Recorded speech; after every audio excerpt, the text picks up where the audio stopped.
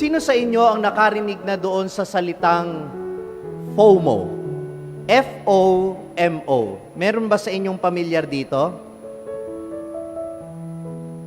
FOMO. F-O-M-O. The fear of missing out.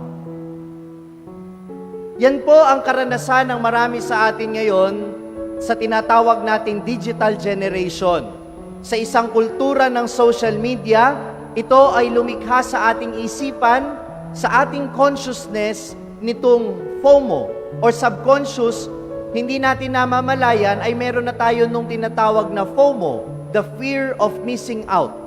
Ito yung dahilan, sabi ng mga psikolohista, kung bakit pagising mo sa umaga, ano ang una mong hinahanap?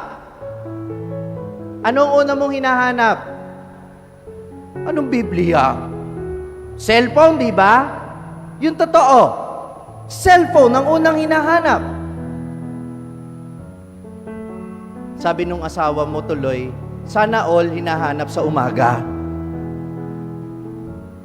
Buti pa yung cellphone, yung asawa, yung anak hindi hinanap. Yung cellphone talaga ang unang hinahanap. At sa gabi, ano ang huling hinahaplos? Cellphone ulit. Kaya sabi ulit ng asawa mo, sana all talaga, cellphone. Hindi po ba minamahal kong mga kapatid? We have this fear of missing out. And what is at the very root of that? Saan ang gagaling yung fear of missing out? Doon sa kagustuhan mo na huwag kang mahuli sa balita. Doon sa kagustuhan mo na pansinin yung iba. And in the process, ikaw din, gusto mo na rin palaging nagpapapansin sa iba. Yun ang dahilan, kaya hindi matatapos ang maghapon na hindi ka magpo-post ng story. Na kahit yung pagkain mo, ipo-post mo. Bakit? Kasi you are looking for affirmation. Naghahanap ka ng pagkakataon para mapansin ka ng iba. Kasi gusto mo ring pinapansin ng iba. Hindi ba? Kaya nga kahit yung mga nanay natin, huwag niyo sabihin, lusot kayo, mga nanay, mga tatay. Hindi ba lahat pinopost nyo din? Pati nga yung tanim ninyong halaman. Yung iba nga, pati patay na kuko, pinopost. Hindi ba? Bakit? Kasi gusto nating ma-recognize tayo ng mga tao. We want to be recognized.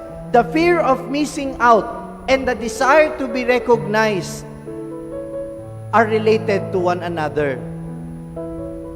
Yung takot mo na hindi mo makita kung ano yung latest, yun din yung takot mo na hindi ka maging bahagi ng latest na balita. Kaya, lahat ay gagawin mo. Kahit walang field demo, magpa-practice ka ng TikTok. Sasayaw ka, ipapakita mo kahit cleavage mo, ipapakita mo lahat ng umbok sa katawan mo para mapansin ka ng iba. Kasi akala natin, kapag pinansin tayo ng ibang tao, kapag nilike nila tayo, kapag pinusuan nila tayo, akala natin, mahalaga na talaga tayo sa paningin nila. Pero ang totoo naman, bored lang din sila, kagaya mo. Kaya hindi porket nilike ka, hindi porket pinusuan ka, gusto ka. Ikaw naman ito, dahil si crush ang nag-like sa'yo, tuwang-tuwa ka naman. Diba? There is joy in being recognized. Yes or no? Natutuwa tayong pinapansin tayo ng mga tao. Kinikilala tayo ng lahat ng tao, hindi pa rin ito ang pinakamahalaga, hindi pa rin ito ang magbibigay sa atin ng tunay na kasiyahan. Kasi kapag idinipende mo sa mga tao, ang pagkilala nila sa iyo, darating ang panahon, kahit ikaw yung pinakamaganda, kahit ikaw yung pinakamabuti, kahit ikaw yung may pinakamagandang entry sa TikTok, magkakaroon ka rin ng basher. Mayroon ding masasabing hindi maganda ang tao sa'yo. Tama o mali? Kaya ang paalala ni Juan Bautista, imbis na ipagyabang natin ang ating sarili o magpapansin tayo sa iba, kilalanin natin sa ating sarili kung sino tayo talaga. Akala ng mga tao, si Juan Bautista na ang tagapagligtas. Akala ng mga tao siya na ang Mesiyas, akala siya ang hinihintay nilang propetang darating. But it takes a person who knows himself to say, sorry po, hindi ako. Ako nga po bato-bato sa langit, ang tamaan wag magalit. Ang pinag-uusapan natin dito, hindi yung likes. Ang pinag-uusapan dito, ano yung tingin mo sa sarili mo? Nakadepende ka lang ba sa mga likes? Nakadepende ka lang ba sa pagtingin ng tao? O ikaw ay totoo sa sarili mo na kahit ano man ang maging pagtingin sa iyo ng ibang tao, hindi yun ang mahalaga para sa iyo. Sapagkat ang mahalaga sa iyo, ano ang tingin ng Diyos sa iyo. What will make us truly happy is not the recognition of other people.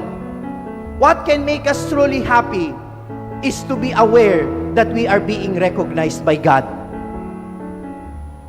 Ang pinakamahalaga at ang magpapasaya sa buhay ng tao, hindi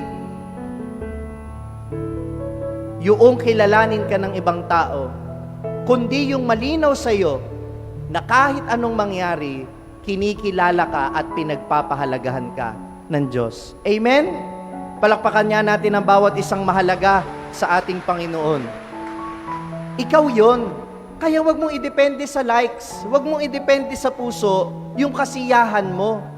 Kung minsan ipi-PM nyo pa yung kaibigan mo, i-like mo naman yung post ko. Pusuan mo naman. Aba nakikiusap pa nga.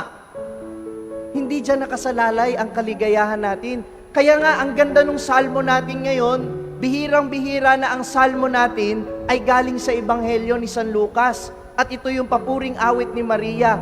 Ano yung sabi niya doon? Ipinagpapasalamat niya sa Panginoon yung pagkilala sa Kanya.